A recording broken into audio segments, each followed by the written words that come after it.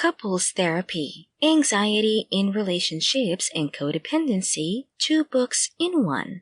How to Overcome Couple Conflicts, Abandonment, Insecure in Love, and Eliminate Anxiety, Depression, and Jealousy. By Rhonda Appleton. Narrated by Susan Piper. Anxiety in Relationship. How to overcome couple conflicts, anxiety, depression, and jealousy. Stop overthinking and calm yourself in uncertainty for healthy, strong, and long-lasting relationships. By Rhonda Appleton. Narrated by Susan Piper. Introduction. Relationships between spouses and friends are generally a source of enjoyment and comfort. Well, at least that's what it should be. People get into relationships because they want to add value to their lives. They want that special someone to feel close to and to experience certain things with. Ultimately, people get into relationships because they want to find a mate who they can settle down with, marry, and have a family with. Although things and times have definitely changed, people do get into relationships because they want companionship. There are several stages in a relationship, and many never make it from one to the next for whatever reason. I mean, you might go out on a date or even multiple dates with someone, then find that you are not as compatible as you had originally thought and decided to break it off before it went further. The courting or dating phase is usually one of the enjoyment, and people in relationships usually enjoy the honeymoon phase after courting before they get to the part where they start making life-changing decisions together and simply planning living the rest of their lives with each other. Before having children, couples enjoy traveling, spending time with their mutual friends, and dating each other. Relationships can and should be joyous.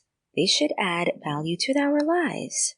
Being in a relationship may, at the beginning, feel like sugar, spice, and everything nice. You get butterflies by just thinking about the special someone or seeing their name appear on the screen of your phone when they call or send a text, or, for some people, when their ringtone comes on. Unfortunately, some people never get to even enjoy the courting or honeymoon phases in their relationships. This can be for many different reasons, but there is one major one that we will focus on in this book. When that gut feeling kicks in, telling you that someone is not quite what it seems, or your partner seems to be behaving very suspicious, this can trigger anxiety, eventually pushing you into a never-ending cycle of anxious thoughts and behaviors, which can eventually cause your relationship to crumble. It is a given almost everyone has had an experience of having to deal with the thought of the person they so deeply love and care about cheating on them. Some people fall madly in love with people they think are above their punching weight.